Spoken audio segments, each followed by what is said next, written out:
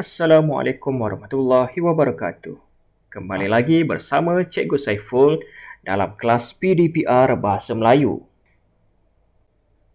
Baik, hari ini 16 Jun ya, hari Rabu, kita akan belajar satu tajuk yang baru iaitu anyaman ribu-ribu.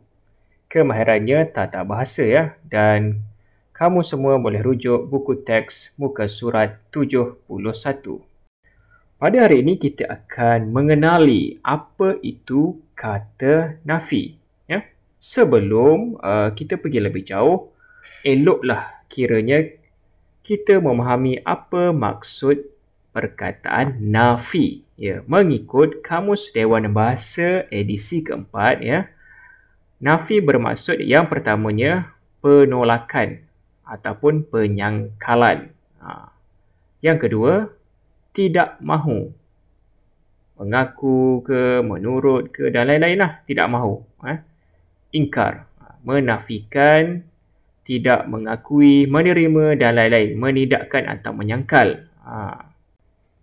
Baik, kata nafi terbahagi kepada dua ya. Dua saja. Iaitu yang pertamanya bukan dan yang kedua tidak. Yang pertamanya bukan dan yang keduanya tidak. Kata nafi bukan. Baik. Kata nafi bukan digunakan untuk menafikan frasa nama dan frasa sendi nama ya. Kita dah pernah belajar ni apa itu frasa nama dan frasa sendi nama. Baik, contoh ayat bagi kata nafi bukan. Yang pertama, kereta api itu bukan dari Ipoh. Dari Ipoh itu ialah merupakan kata ataupun frasa sendi nama ya.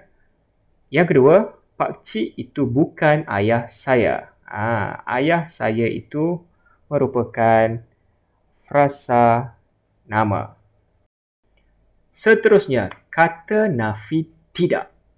Kata nafi tidak digunakan untuk menafikan frasa kerja dan frasa adjektif. Baik, jom kita lihat contoh ayat.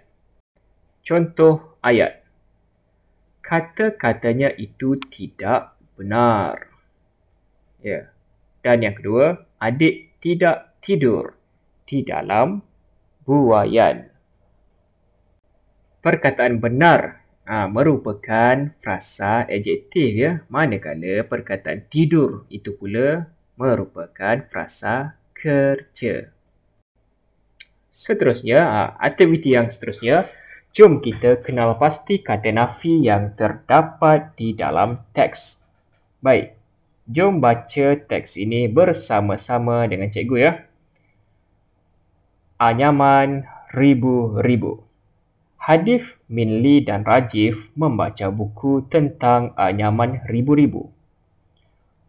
Ribu-ribu ialah sejenis tumbuhan paku pakis yang boleh dibuat anyaman. Penggunaan ribu-ribu bukan sahaja di Sabah tetapi juga di Kelantan dan di Terengganu. Cara untuk membuat anyaman ribu-ribu sebenarnya tidak sukar namun memerlukan kesungguhan. Langkah awal untuk menghasilkan produk berasaskan tumbuhan ini adalah seperti yang berikut. Bagus ya, kerana berjaya mengikut bacaan cikgu itu tadi. Ya, cuba kamu lihat perkataan ya yang berwarna merah itu. Yang pertamanya perkataan bukan. Sahaja di Sabah. Perkataan di Sabah itu merupakan perkataan frasa nama ya. Sabah itu frasa nama. Yang kedua, tidak sukar. Sukar itu pula merupakan frasa adjektif ya, sifat dia. Jom kita pergi ke latihan hari ini. Latihan hari ini cikgu mahu kamu lengkapkan teks ya. Teks dengan kata nafi yang sesuai. Teks yang terdapat pada muka surat 71 itulah. Yang pertama, batang ribu-ribu serta akarnya dicabut menggunakan tangan, tempat kosong, cangkul. Okey, lihat perkataan selepas cangkul itu. Okey, cangkul itu merupakan frasa apa? Frasa kerja ke, frasa adjektif ke, frasa sendi nama ke, frasa nama. Ingat tadi ingat padanan itu tadi. Cikgu ulang lagi sekali. Frasa nama dan frasa sendi nama tadi kita gunakan bagi kata nafi bukan. Ya. Manakala frasa kerja dan frasa adjektif kita gunakan bersama-sama kata nafi tidak. Seterusnya, hanya bahagian pangkal ribu-ribu sahaja dibelah menggunakan pisau kecil. Belahan seterusnya pada batang ribu-ribu perlu menggunakan jari supaya seimbang. Tempat kosong, mudah putus dan rosak. Lihat perkataan selepas tempat kosong itu. Mudah putus, rosak. Itu frasa apa?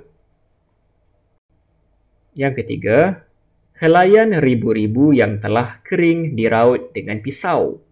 Helaian tersebut, tempat kosong, boleh terkena air sebelum digunakan. Baik, lihat perkataan terkena.